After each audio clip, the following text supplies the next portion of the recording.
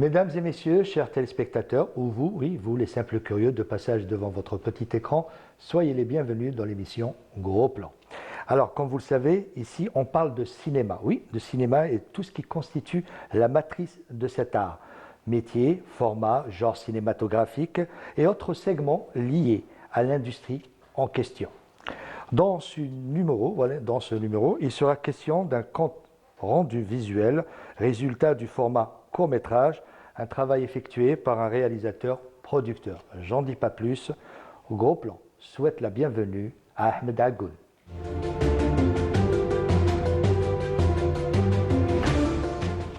Ahmed, bienvenue à vous encore une fois et merci d'avoir accepté notre invitation. Merci de m'avoir invité. Bon, c'est normal, ça fait la deuxième fois je pense. Je crois que la dernière fois c'était un gros plan consacré au film d'horreur. Au film d'horreur, voilà, c'était à la salle Atlas. Tout à fait, oui. Alors Ahmed, vous venez de réaliser un court-métrage intitulé Le Drapeau. Une histoire qui se déroule durant la guerre de libération nationale.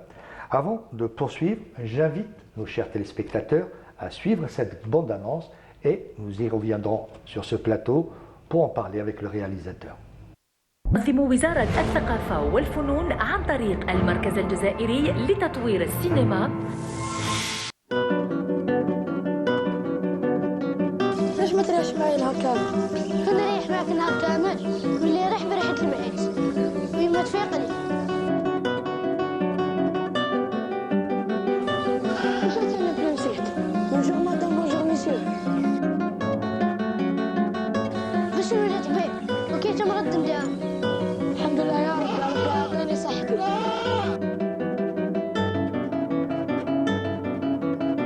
انا كي مرض المعيش تاعك نداويه.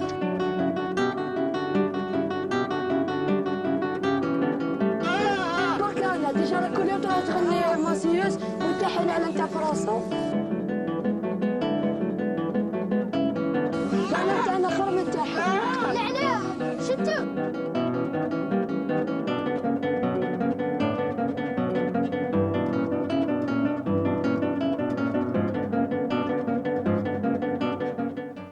Alors Ahmed, je vais encore une fois te poser une question directe, quoi. Pourquoi un tel choix? Pourquoi ce choix de raconter cette histoire? Eh bien, en fait, j'avais envie de raconter une histoire qui se déroulait pendant la guerre d'Algérie, un petit peu fictionnelle, on va dire, mais même s'il y a certaines choses qui sont vraies dans cette histoire, j'avais envie de raconter une histoire un petit peu nouvelle, un petit peu légère, avec la vision des enfants, apporter en fait un nouveau regard un petit peu sur cette histoire de révolution. Justement, la symbolique de l'emblème national, le drapeau en l'occurrence, constitue le pivot de la trame narrative. C'est à partir de là que vous avez donné vie à vos personnages, ou plutôt construit vos personnages. C'est cela ou je me trompe? Tout à fait, tout à fait. En fait, c'est venu d'une discussion avec un certain groupe d'adultes. Je veux dire qu'ils étaient enfants pendant les années 50. Et c'est en écoutant leurs histoires, ça c'est une histoire vraie, ils étaient enfants et ils ne savaient pas de quoi avait l'air le drapeau algérien. Ils se l'imaginaient en fait, ils savaient qu'il était vert, qu'il était blanc, qu'il y avait un croissant, une étoile, mais ils ne l'avaient jamais vu. Donc ils étaient en train de se l'imaginer, de se le dessiner eux-mêmes, de se l'inventer. J'ai trouvé ça touchant et drôle à la fois et je me suis dit qu'on pouvait raconter une histoire là-dessus. Et c'est parce que la thématique est en fait autour du drapeau, c'est aussi parce que vous savez bien que le drapeau il est un petit peu partout, des fois voilà, un petit peu à tort à travers j'ai envie de dire, alors que je trouve c'est-à-dire qu'il a une certaine importance et un certain respect, c'est-à-dire que chaque chose doit être à sa place. En parlant de chaque chose à sa place, là je vais faire un petit découpage et voir si je suis dans la bonne direction. L'école, les enfants, l'instruction et cette phrase, je révise l'histoire. L'avenir à travers le regard des enfants, l'enseignement dirigé, et enfin lutter contre l'oubli et ceux qui veulent réécrire l'histoire. C'était votre intention en tant que réalisateur de transcrire tout cela visuellement? Un petit peu, oui, il y a ça et beaucoup de choses. C'est-à-dire que déjà la scolarité... On va voir un petit peu, c'est-à-dire les images, un petit peu du making-of qu'on va voir un petit peu là. Tout à fait, en fait tous les ingrédients de cette histoire c'est là. En fait moi la question de départ que je voulais me poser par rapport à ce film, être enfant pendant la période de la guerre d'Algérie. Vous avez 8 ans, comment vous la vivez cette guerre d'Algérie, sans être, on va dire, réellement proche des combats, mais c'est-à-dire la guerre vous touche. D'ailleurs, la guerre touche les enfants, ils s'y attendaient pas à ce moment-là parce qu'ils sont un petit peu éloignés. C'est pour ça en fait qu'il y a beaucoup de calme dans ce film. Je voulais vraiment montrer l'isolement de ce village. C'est-à-dire c'est comme si on voyait la guerre de loin, mais finalement elle finit par arriver. Et donc à travers cet enfant, à l'époque vous savez qu'il n'y avait pas de scolarisation, il y avait très peu d'enfants scolarisés. Donc la dualité entre un enfant scolarisé et un enfant qui ne l'est pas, Oui. déjà. Et dans cette scolarisation, qu'est-ce qui se passe? Qu'est-ce qu'on enseigne aux enfants? Vous avez voulu montrer entre l'enfant berger et voilà. Tout à fait. Et j'ai même rendu l'enfant berger un peu plus poète. D'ailleurs, ça on me l'a un petit peu reproché. Il est trop poète cet enfant, il est trop. J'ai envie de leur dire, vous savez, les bergers à la base, ils sont tout le temps isolés, ils ont la tête sous les nuages, ils regardent les étoiles le soir, c'est des poètes. Mais seulement vous ne le savez pas, ils ne sont pas là à le dire. C'est tout. Justement, merci de m'avoir tendu la perche parce que, et là j'allais commencer ma question, corrigez-moi si je me trompe. Il existe d'autres canaux pour accompagner la violence, les blessures. Je ne parle pas de blessures visibles, des blessures encore plus profondes, c'est-à-dire qui touchent l'âme. La poésie, c'est mon propre ressenti, c'est-à-dire je parle de la narration visuelle. J'ai vu cette forme de poésie pour raconter la violence, mais autrement, quoi. C'est cette narration visuelle qui se lie à travers le choix des cadres, des plans, du décor. C'était ça votre volonté de retranscrire tout cela visuellement, raconter la violence, mais autrement. Qui est toujours violente, la violence existe, mais la raconter autrement. Tout à fait. Effectivement, c'était voulu. La violence, elle est là, elle est présente, on le sait, la guerre c'est violent. C'était très facile de montrer des coups de feu, hein, c'est-à-dire des rafales, des étincelles, du sang qui gicle. Ça c'est facile, on n'invente rien. J'avais justement envie de donner autre chose, un autre sens, c'est-à-dire comment montrer la mort violente sans réellement la montrer. C'est-à-dire on peut l'évoquer, on peut la suggérer. C'est comme si aussi dans tout le film, j'ai tout fait pour que le spectateur se sente un petit peu témoin du film. D'ailleurs, il est un petit peu comme ça dans le découpage. Et oui, j'avais pas envie de montrer tout ce qui était violent, mais j'avais envie de le suggérer à ma façon en fait. Cette narration à travers le regard d'un enfant aussi. Voilà. Et on quitte, je dis, dans un monde violent, on quitte facilement et rapidement, je dirais, le monde de l'adolescence pour devenir adulte. C'est ça aussi. Tout à fait, c'est là la réaction du personnage principal, en fait, qui est un enfant et qui va se retrouver malgré lui, c'est-à-dire malgré lui, il va se sentir obligé de faire quelque chose, il va être obligé de réagir, alors que c'est un petit enfant qui a à peine 9 ans, voilà, il n'était pas préposé à faire un acte, on va dire, de résistance. Quand on est un enfant, on aime jouer, d'ailleurs ce que j'ai montré, je vous montre un petit peu jouer, après c'est un cours, on peut en montrer plus, malheureusement, sinon après là on va vers... C'est difficile aussi, montrer autant, mais dans Tout un à fait, format court. sinon là on va après vers le long, donc Oui. on est obligé de mettre certaines images et d'évoquer des choses, de faire des ellipses, voilà. Et comment s'est déroulée la réalisation? Je dirais, le format production, cette réalisation, comment vous avez choisi le village pour tourner, c'est quoi? C'est un choix qui s'est, c'est-à-dire vous avez vu, c'est qui s'est imposé à vous ou c'est votre...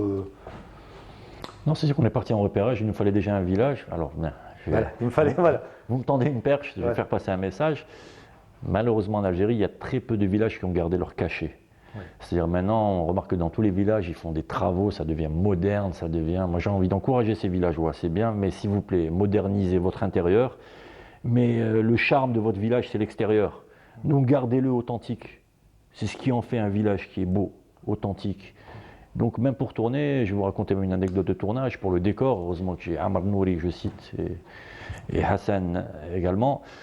Je les en remercie parce qu'à un moment on avait besoin d'une toiture, on voit les nouvelles tuiles, on sait que c'est celle d'aujourd'hui. Et heureusement ils ont trouvé des On va voir ça sur des vieilles images. tuiles, ils m'ont refait une toiture et ça c'est formidable, c'est ça le cinéma, voilà, dans le décor et tout. C'est ça qui est formidable. Et on m'a même expliqué, j'ai même appris que les tuiles avant, en fait, c'était de la terre qu'on mettait sur les cuisses des femmes et elles les laissaient sécher. C'est pour ça que chaque tuile était différente, selon le gabarit de la cuisse, tout simplement. Et c'est formidable, on apprend des choses et ça, on a besoin de les garder. Après, le village était formidable parce qu'en fait, je suis tombé amoureux d'un arbre au milieu de ce village qui était majestueux. Je le voyais comme une main, comme ça, au milieu du village. Et j'ai dit, c'est déjà mon décor principal. Et on a tourné dans 2 villages, donc on a tourné un peu du côté d'Adkar, que je connaissais bien. J'ai découvert grâce à Omar Belkacmi quand j'ai produit son long métrage Argo. Et donc on a tourné dans la région d'Adkar pour ce qui est de l'école. On a trouvé une vieille école. Argoun, hein. Excuse-moi, je me permets aussi, hein, Ouais. un autre cadre poétique, visuel. Et franchement, pour parler de ce film que tu as produit, bravo. Bravo. Ah, merci, ben, bravo à Omar surtout. Ah, bravo, non mais bravo aussi à Omar. Et je l'en remercie aussi parce que j'ai beaucoup appris aussi avec Omar. D'ailleurs, c'est ce que je dis, la meilleure école, c'est celle de la pratique, tout simplement. Et encore, il faut s'exercer, enfin, il faut pratiquer avec de bons réalisateurs. C'est Voilà. vrai. Voilà les images de l'école, ça, vous êtes avec les enfants là. Tout à fait, Au donc revoir. on a fait un casting, les enfants étaient formidables. On L'ambiance- retrouve un des acteurs de la série Dama, Tout à fait, qui qui joue le petit berger. Ouais. exactement, et d'autant plus que moi, en fait, je suis allé dans deux difficultés, c'est-à-dire qu'en plus, c'est mon premier court-métrage qui est déjà assez difficile. Et diriger les enfants. Diriger des enfants, c'est encore plus difficile, et il y a même des animaux, il paraît que c'est encore plus dur. Donc, sans m'en rendre compte, j'ai mis la barre haut, et Ouais, ça ouais. a été compliqué. Ce qui a été difficile pour toi de diriger, c'est-à-dire les enfants, tu me dis d'accord, mais qu'est-ce qui est difficile? C'est-à-dire la concentration? La concentration, tout à fait. Déjà, les heures de tournage, elles sont quand même assez longues, donc c'est assez éprouvant pour un enfant. Les conditions, déjà, on était en été, il faisait chaud avec les costumes. C'était compliqué. Après, on n'est pas une production hollywoodienne, on a des ventilateurs, des climatiseurs, tout ce qu'il faut. On avait tout ce qu'il faut quand même. Je remercie le CADC au passage et je remercie aussi mon producteur. Pas de production. Ah là, c'est Youssef Kalash là. Oui, qui était second Ouais. assistant C'est réel. vrai. On voit Rabah à l'éclairage. Là, c'était donc dans la Ah, classe. c'est la famille un petit peu des métiers qu'on connaît, les noms qu'on connaît. Exactement, et bien évidemment. Il y a même notre monsieur ingénieur sans monsieur Mekessia qui joue le prof là. Monsieur Mekesser, exactement, qui avait déjà travaillé avec moi en tant qu'ingénieur du son, et j'avais envie de le voir en fait à l'écran. Je trouvais qu'il Ouais. avait une bonne tête, qu'il dégageait quelque chose quand il parlait. Le voilà. Donc D'ailleurs, c'était le voilà, voilà. important de voir Kamel avec moi. Je trouve qu'il a une certaine présence. Et Ouais. Voilà, c'est vrai. je c'est pense vrai. que je ne me suis pas trompé dans le rôle de l'instituteur. Il incarnait parfaitement l'instituteur. Et aussi, on a un chef-op, enfin un directeur de la photographie qui est excellent, qui est Walid Ben Yahya. Enfin, pour que moi je découvre. Je l'avais découvert dans un court-métrage. Je ne le connaissais pas plus. J'ai aimé ses images et tout de suite, on a discuté. Il avait déjà même d'autres projets prévus. Mais il y a une complicité qui s'est installée entre lui et moi. Il y a eu une entente tout de suite. On a adhéré dans notre façon de travailler. Et c'est ce qui a donné quelque chose à l'image. C'est-à-dire, voilà, même si on n'était pas d'accord des fois, on s'est un petit peu. Oui, des fois, on n'était pas d'accord. Et c'est ce que j'ai aimé. C'est-à-dire, tant que tu as un argument Ouais. et que tu arrives à me convaincre, il n'y a pas de souci. Si tu n'as pas d'argument, et c'est moi qui passe. Donc, des fois, c'était moi qui passais, des fois, c'était lui qui passait. Et ça a donné des images superbes. On vous connaît en tant que producteur, réalisateur maintenant, c'est-à-dire réalisateur, mais on ne vous connaît pas beaucoup parce que je sais que vous écrivez. Je sais que vous écrivez énormément. D'ailleurs, moi, je vous ai connu à travers certains petits billets à la radio que j'adorais. Tout à fait, à la Mais cool. voilà, quand est-ce que je vais voir Ahmed Agoun, c'est-à-dire avec cet humour corrosif à travers une histoire? Eh ben, j'espère que ce sera pour un long, je souhaite, ou peut-être pour un court, je ne sais pas. Mais bon, vous savez, c'est vrai, j'ai écrit beaucoup de choses. J'ai écrit encore là, des courts, j'ai encore même écrit des longs. Mais l'écriture, quand vous écrivez, c'est bien de laisser un petit peu son scénario reposer, c'est-à-dire de réécrire, de l'améliorer. Et donc, C'est j'espère. comme, je dis, un chef cuisinier étoilé, bien sûr, de laisser mijoter un petit peu, c'est-à-dire le plat, C'est puis ça. continuer principalement, lui rajouter des ingrédients et C'est ça. attendre un petit peu. Et puis même si vous écrivez quelque chose de fantastique, vous savez, pour que ça devienne quelque chose de fantastique à l'écran, il y a aussi autre chose. Il y a des fonds, donc vous avez besoin de production. Vous avez aussi le casting, et ça va prendre du temps. Ce qui me pousse à vous poser, pour ne pas dire te poser parce qu'on se connaît, à vous poser cette question.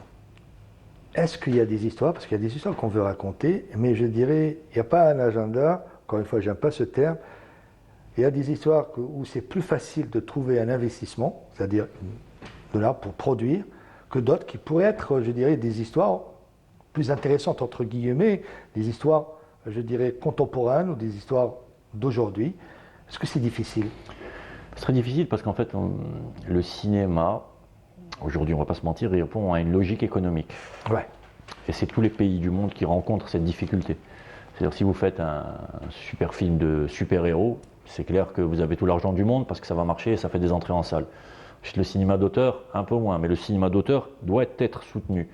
Ensuite, quand vous voulez faire un film, si par exemple moi je veux faire un film, raconter une comédie algérienne et tout, ça va être compliqué pour moi parce que les salles, en fait, le public est en train de se réconcilier avec la salle depuis peu, j'ai envie de dire. Depuis qu'il existe, qu'il y a l'ouverture de certaines salles, comme notamment des multiplex et tout ça, mais là aussi, on C'est propose des films.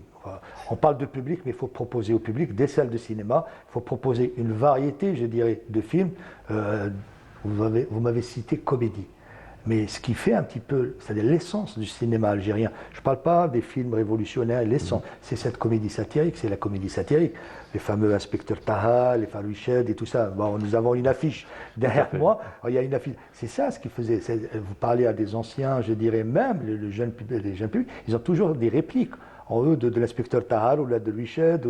C'est ça aussi qui faisait un petit peu l'essence de notre cinéma. On ne retrouve plus. La dernière comédie que j'aime à répéter, c'était Mascarade, je me rappelle, Mascarade, c'était la dernière comédie un petit peu satirique. Mais là, on ne retrouve plus ce genre de...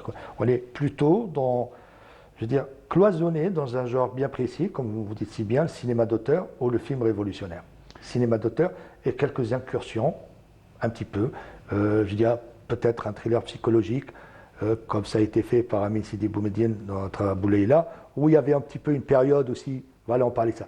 Mais une comédie satirique, ça fait longtemps que voilà. Ça fait longtemps justement qu'on en a Je dis ça parce que je sais et je suis convaincu que vous avez, je dirais, la plume pour écrire cela. Ben effectivement, en fait c'est en cours déjà, donc j'avais ce projet et effectivement, en fait j'avais envie tout simplement que le jeune public d'aujourd'hui s'identifie à un film, tout simplement. Déjà j'avais envie qu'ils reviennent.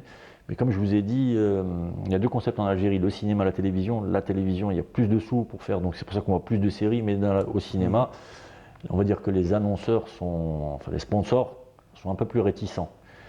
Donc là, je ne vais pas dire que tout est noir, parce que justement, il y a des choses qui ont été faites de la part du ministère de la Culture, il y a des salles de cinéma qui ont été récupérées, il y a des projets pour un petit peu le développement du cinéma, il y a aussi un public qu'on doit un petit peu rééduquer, parce qu'on ne va pas se mentir.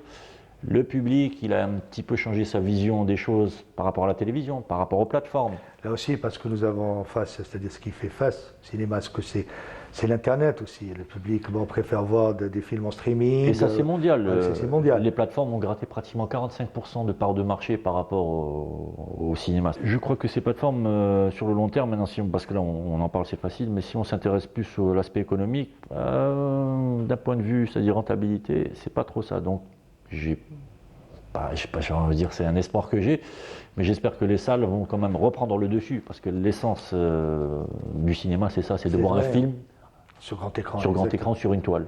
Exact. Vous ne pouvez pas voir certains films, même les classiques, vous ne pouvez pas les voir. C'est-à-dire, comme vous me parlez de 12 ans mon colère, comme vous me parlez de Citizen Kane, comme vous parlez... Non, bon, je ne parle pas des autres classiques, des fameux, je dirais, films... On est dans la chambre noire et c'est une autre sensation, donc...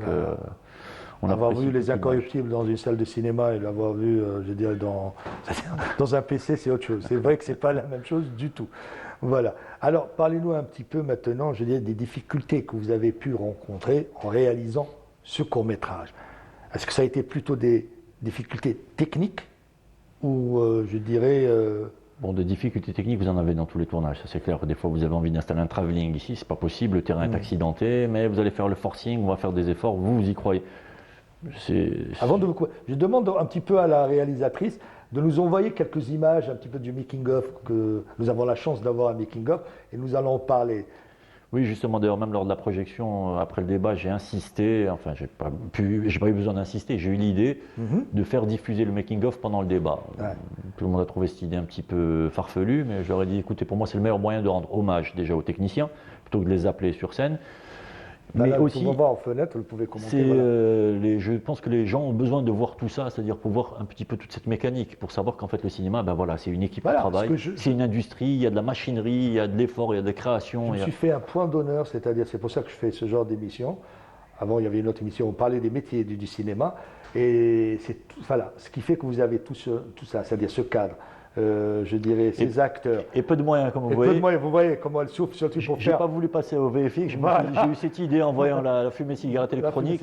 J'ai dit, voilà, on va choper à ce moment-là. Voilà, toute cette, je veux dire, ce génie un petit peu qu'on le retrouve, c'est ça qui fait que vous avez un tel résultat après sur la toile. Tout à fait, en fait, c'est quand vous avez... Moi, je pense que quand on a moins de moyens, on est un petit peu frustré, et c'est là où on a plus d'idées. Ouais. Donc soit on est abattu, soit on ne se résigne pas, on se dit non, d'accord, c'est pas possible, réfléchissons, on va avoir une idée, et ça vous pousse à être beaucoup plus créatif. Là je suis en face de... Il y en a un aussi qui a été aussi le maître, je dirais, incontesté, pas le maître incontesté, où tout le monde a débuté chez lui. C'était Roger Corman. le producteur Roger Corman, réalisateur de films de série B. Vous avez Coppola a débuté chez lui, George Lucas a débuté chez lui, Spielberg avait débuté chez lui avant de faire le film Duel. Et vous apprenez avec peu de moyens de faire un film. Ron Howard, même plein d'autres réalisateurs, mais ça me revient. D'ailleurs, on voit dans le film de Spielberg, j'ai oublié, je pense, le dernier, pas le dernier, un qui raconte sa vie, une sorte de biopic. Oui. J'ai oublié le titre.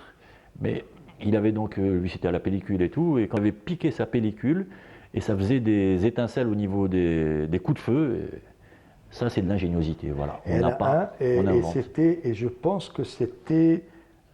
Non, je ne me rappelle pas du nom, et c'était pour faire, je dirais, pour créer, c'est-à-dire l'ambiance d'un vaisseau spatial. Il manquait un truc pour la déco. Et il s'est amusé à ramener des trucs de McDonald's, je ne sais pas quoi, pour remplir les... Voilà.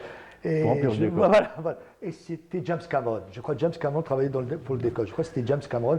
Et c'était encore là. C'est pour vous dire que c'était le père. Voilà, c'est apprendre avec peu de choses, parce qu'il n'y avait pas les moyens, c'était des sous. Et il fallait tourner vite, rapide, parce que c'était des petites productions qu'on retrouvait parfois dans les fameux drive-in, c'est-à-dire tous les films d'horreur. C'est Roger Corman. Et là, on apprend que beaucoup de réalisateurs, de grands noms, qui ont fini par, je dirais, faire les beaux jours des cahiers du cinéma et je dirais de l'industrie cinématographique, ont débuté chez lui. La plupart, Ron Howard notamment, voilà. D'ailleurs, c'est ce que j'ai envie de dire, tous les appareils dont on bénéficie dans la machinerie, en fait, c'était des inconvénients qu'on avait avant. Les gars, ils se sont creusés à la tête, ils ont inventé. Avant, quand on n'avait pas de travelling, on prenait un fauteuil d'handicapé, on s'en servait, un skateboard. Enfin, Exact. Il faut toujours être créatif, imaginatif. Vous avez une mauvaise météo, réécris une séquence, fais-la en intérieur. C'est parti. Mais il faut toujours cogiter, toujours. J'ai dit créatif, ça ne veut pas dire travailler dans l'urgence aussi. Des fois, vous êtes obligé de travailler dans l'urgence, c'est plus compliqué, ça se verra de toute façon à la fin, à part si vous avez de la chance, mais c'est bien de prendre son temps, comme je dis, c'est bien de prendre son temps. Et là, j'avais un autre défi, c'est que j'ai fait tourner surtout des comédiens amateurs qui n'avaient jamais été devant une caméra. Alors, encore une fois, merci de nous avoir accordé un peu de votre temps. Et je vous remercie encore une fois d'avoir accepté notre invitation. Et je vous souhaite beaucoup de succès, notamment pour ce court-métrage Le Drapeau et pour d'autres histoires. Et j'espère vous revoir bientôt. Également, merci. Alors, voilà, c'est la fin de cette émission encore une fois. Et je vous dis à bientôt. Je remercie les personnes qui travaillent de l'autre côté de la régie du Studio 7 et les caméramans qui sont en face de moi. Merci encore une fois et à bientôt.